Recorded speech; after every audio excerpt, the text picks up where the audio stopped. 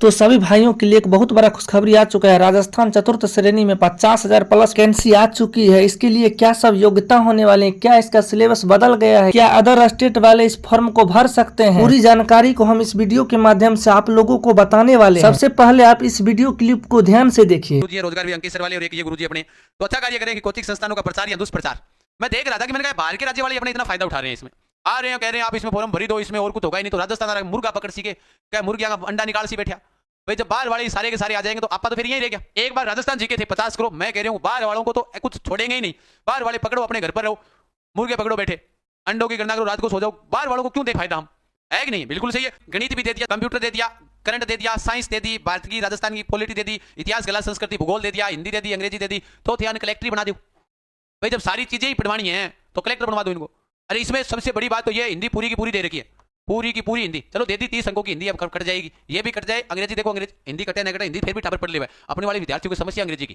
मैं तो कह रहा हूं कि बाहर वाली ये मैथ सब हटा दो, सिर्फ राजस्थान जी के रखो। बाहर वालों को मौका मिलना ही नहीं चाहिए। इस बार 52 के 52 53,000 विद्यार्थी है, सारा का सारा अपना ही सिलेक्ट होना चाहिए। जितना अपना विद्यार्थी वह ही सिलेक्ट होना चाहिए, दूसरा होना ही नहीं चाहिए। अब आप ही लोग इस गुरु जी के बारे में जो कुछ कहना है आप कमेंट में कह सकते हैं। चलिए अब हम आप लोगों को बताने वाले हैं कि इसके लिए शैक्षणिक योग्यता क्या सब होने वाली है। यदि आप भी इसके लिए आवेदन करना चाहते हैं तो आपको किसी भी मान्यता प्राप्त बोर्ड से 12वीं का एग्जाम क्लियर होना चाहिए। इसके अलावा हम इसके आयु के बारे में बात की जाए तो इसके लिए न्यूनतम आयु 18 वर्ष, अधिकतम आयु 40 वर्ष रखा गया है। अब हम इसके लिए चयन प्रक्रिया को आपको हम बताने वाले हैं। इसके लिए आपको एक लिखित परीक्षा देना होता है जो 200 नंबर का होता है। उसमें 120 प्रश्न पूछा जाता है। उसके बाद डॉक्यूमेंट वेरिफिकेशन होता है, उसके बाद मेडिकल टेस्ट होता है, अंत में इसका मेरिट लिस्ट आता है। अब हम बताने वाले हैं कि जो है इसके लिए आवेदन शुल्क कितना लगने वाला है। यदि आप सामान्य वर्ग या फिर ओबीसी वर्ग से आते हैं तो आपको 600 रुपया लगने वाला है। वहीं पर non cream layer, OBC, EWS, SC ST एवं PH के लिए 400 रुपया आवेदन शुल्क रखा गया। अब हम बताने वाले हैं कि इसके लिए कितना पद आया हुआ है।